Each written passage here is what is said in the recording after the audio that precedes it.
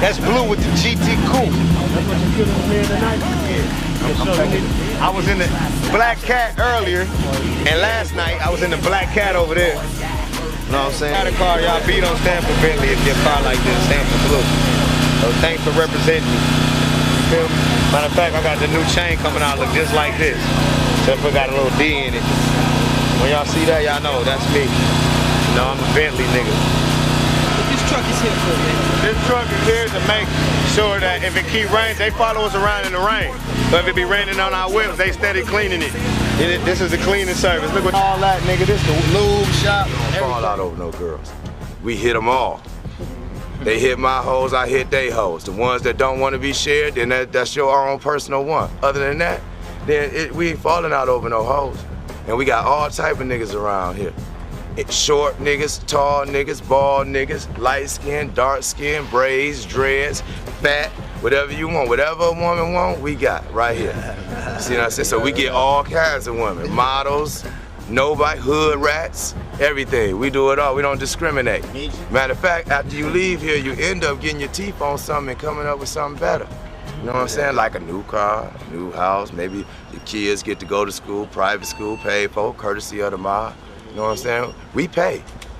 You know, that's simple. A lot of niggas don't like to spend their money. We love to spend our money. We can't take none of this shit with us. None. Ain't no armored trucks. What it do? It's your boy Jay Reed. So your boy Young Jeezy, how he got with Big Meech. Did Big Meech put him on? So yes, guys, Big Meech, Demetrius Flannery, and Terry Flynn, them two was brothers, grew up in the 80s in the mean streets of Detroit, in the crooked streets of Detroit. They were slinging dope in the 80s with cocaine. They became a $250 million industry, guys. Well known. $250 million. And over a period of 10 years, they had 3 major cities. They were one of the largest American drug distributors of that era, but they also had a role in helping the careers of many artists. They had Blue Da Vinci, Young Jeezy, and Works of Fab that was working. Yes, the rapper Fabulous was with them doing features with Blue Da Vinci, Young Jeezy. We're going to get to that in this video. So yes, they were big time drug dealers out of here. I mean, the black, you know about them is BMF. The Black Mafia family. These had to be one of the biggest black drug dealers we ever heard of. So then in 2003, they met So Big Meech met Young Jeezy in 2003 when in Atlanta. He promoted a lot of. Jeezy was doing parties, and he was doing parties in the spread, doing strip clubs, getting his name out. He was in the strip clubs like Magic City, you know, Blue Flame, getting his rap name out. And Big Meech supplied fancy cars, a medallion he shoot medallion pennants, gave him chains, cars, jewelry, rings, gave him all type of luxury items. He gave him the rapper package. You know what a lot of rappers want. A lot of rappers don't come in the game like that. He came in from the streets. He came in from the hood doing it. And he said their relationship was very tight with Big Meech. And Jeezy and Big Meech was in a lot of their early videos, but Young Jeezy never signed the Big Meech rap label. Unfortunately, Jeezy signed up with Def Jam and had his own label, CTE. That's Corporate Thugging. Meech wanted him to sign with BMF Entertainment. It might have been a source of tension between them, but Meech didn't really want to get into it. He only had kind words for Jeezy. And literally, when he asked Meech about the high point for 15, 20 years of the drug game, he said the best thing was helping Jeezy's career take off. Yeah, so he helped Jeezy's career take off. He gave him the starter package. He gave him that rocket fuel, that boost Jeezy needed coming up in the streets of Atlanta.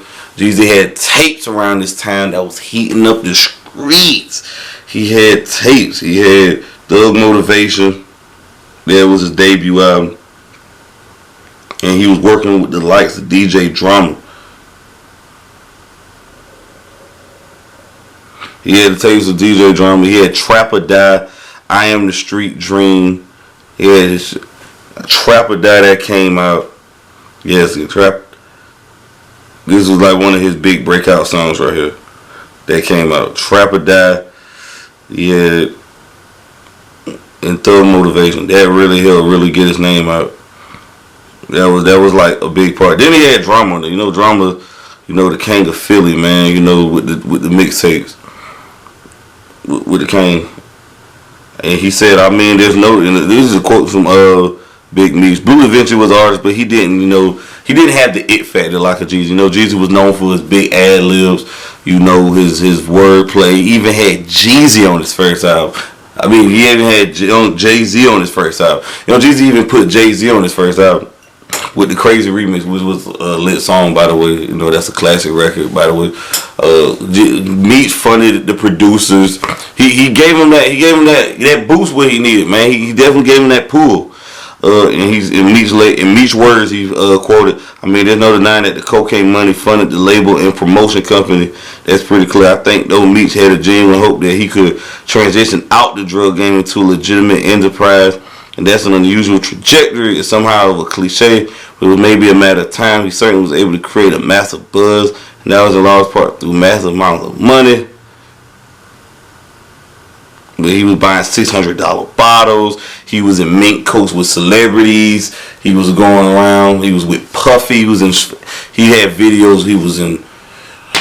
He had pictures with Puffy, Russell Simmons. He was a big baller, Big Meech, man. He really helped fund it a lot. Blue Da Vinci had a video, We Still Here. And they were saying he had a film, We Still Here, and Big Meech is on a Rolls Royce in that car, leaning on it. And he said pretty much things happened along the way. We ended up getting hooked over the major drug supplier and step away from the Mexican cartels. Big Meech was really pushing a lot of dope money and drug money through the streets of Detroit, guys. He was really supplying this right here. Young Jeezy was linked to the task force of taking down BMF. Had over 42 people over 100 people taking down the Black Mafia family, guys. Yes. Had over 42 people, over 100 people taken down. For a little bit, Meech and Terry otherwise were in car, but the feds were still a good bit active. The feds were taking all their cars, shutting down all their labs, and would assume that the distributor at this point would be doing business with anyone else. But they got pretty much everybody. I mean, they're talking about over 150 defendants in 6 states. And then interesting phenomenon in Detroit. There was certain street level, slightly lower criminals to claim to BMF. I don't know whether they're claiming it as a gang or a brand, but it has a certain cat. Big Meech is currently incarcerated. He's in Jessup, Georgia, between Atlanta and Savannah in a federal prison. He's on a 30-year sentence right now. His brother Southwest T did a bid and recently came home. He was released in 2020. Southwest T was.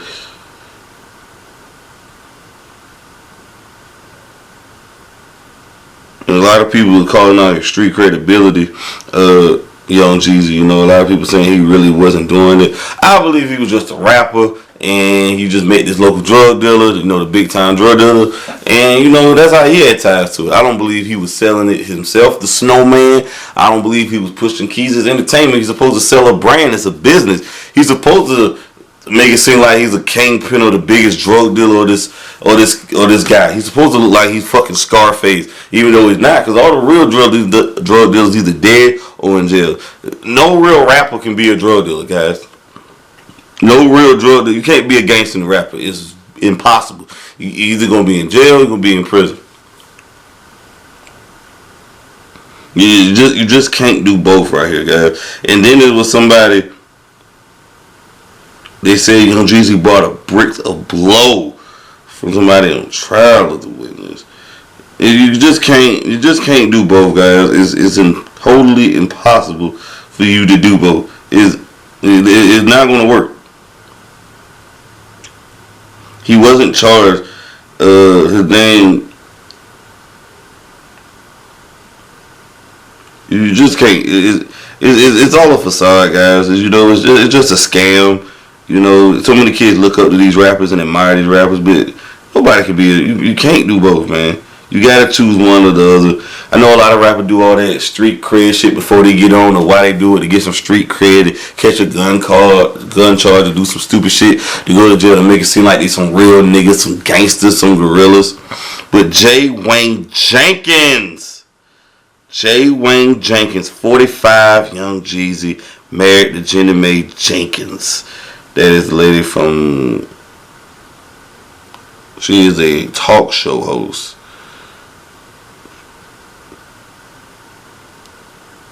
Well, she's a talk show host on The View, his wife. You know, talk show on The Real. She's a daytime talk show host on The Real. Jeannie Mae, yes. So Young Jeezy was there. Jay Jenkins, I don't believe he did it. I don't believe he sold it. He was linked in the conspiracy theory. Could have did time. And his name came up during the testimony in the federal cocaine conspiracy case. And the Black Mafia associate Fleming L. Daniels and the BMF member Ralph Simmons testified Thursday, June 12th, that the rapper whose real name Jay Jenkins received kilos of cocaine from the criminal organization. So they telling on Jesus. So the streets are snitching. I tell you guys, there's no loyalty in the streets. Your people in your own crew will turn on you guys. There's no loyalty out here. There's no such thing as an honest criminal. There's no honor amongst criminals. You don't get an award or a badge for being a criminal, guys. There's nothing with prison or death. There's no in between. You don't get a trophy or an achievement for doing crime. All you get is doing time.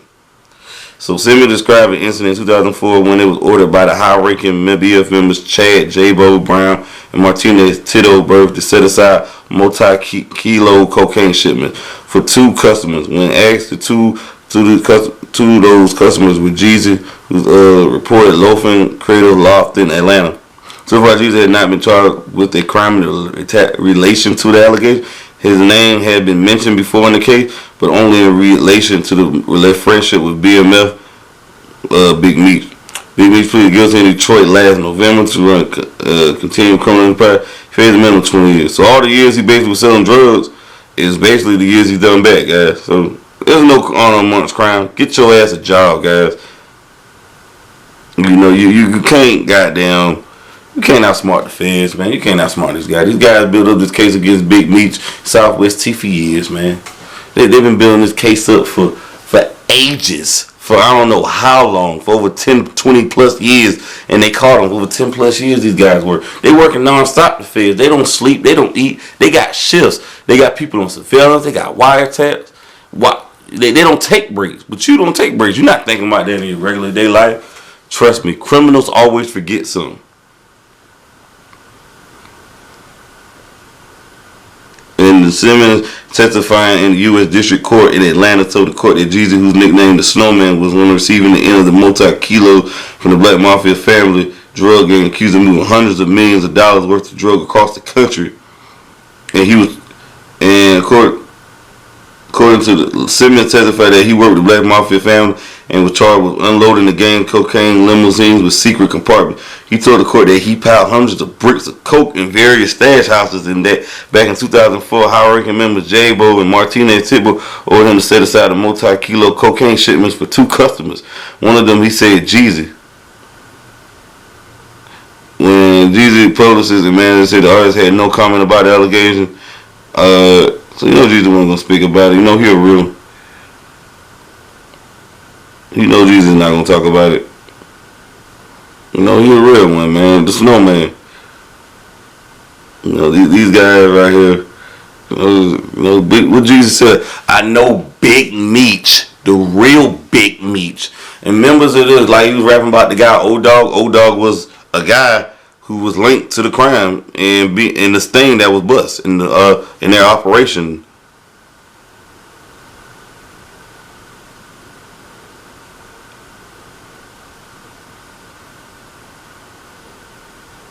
He rapped about Old Dog and Air Forces. He said, everybody already know Jeezy real street nigga. Every time you see me out with real street, hope you got yours, I keep mine. In the club blowing, drove throwing gang sign, and you already know, dog, 745s back to back, me and Old Dog. So Old Dog was Omari McKee, a well-known member of Black Mafia family drug operator. Old Dog is a snitch, partly responsible for bringing down BMF. He served 5 years of a 15-year sentence due to testifying against Big Meech and other BMF members.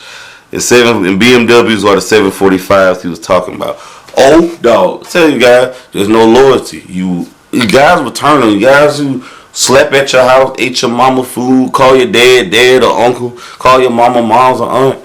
They will tell. People you did conniving, crime with, cutthroat, people you done slime and stole with, they were telling you. That's why criminals should not be praised. You shouldn't glorify being a criminal. That is awful. It's shameful. It's despicable for what you did to backstab people and cut weight. What goes around comes around, guys. So yeah, these guys rap about. Rappers not doing this shit. They doing it from afar and rapping about other people's lifestyle. That's why you guys should watch CB4 with Chris Rock, and it shows you everything about it. Go watch CB4 and you will get a better understanding of how these rappers are not living this lifestyle. That's right there. So basically, Jeezy didn't do any time from this.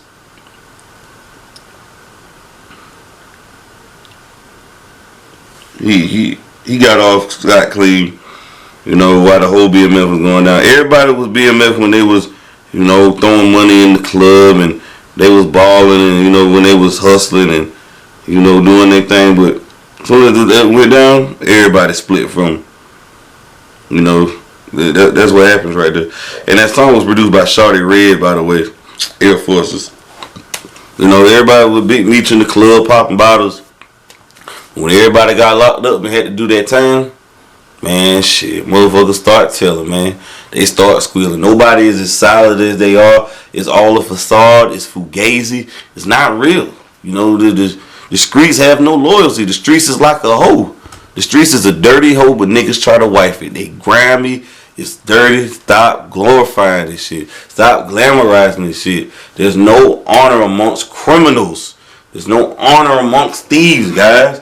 Criminals are losers. They finish last. Criminals finish last. And they finish dead. And they finish in death. But y'all like, comment, subscribe to the video, man. Jeezy ran off, have a successful rap career. And he only popping. So y'all subscribe to that channel. Press that like button. I'm out.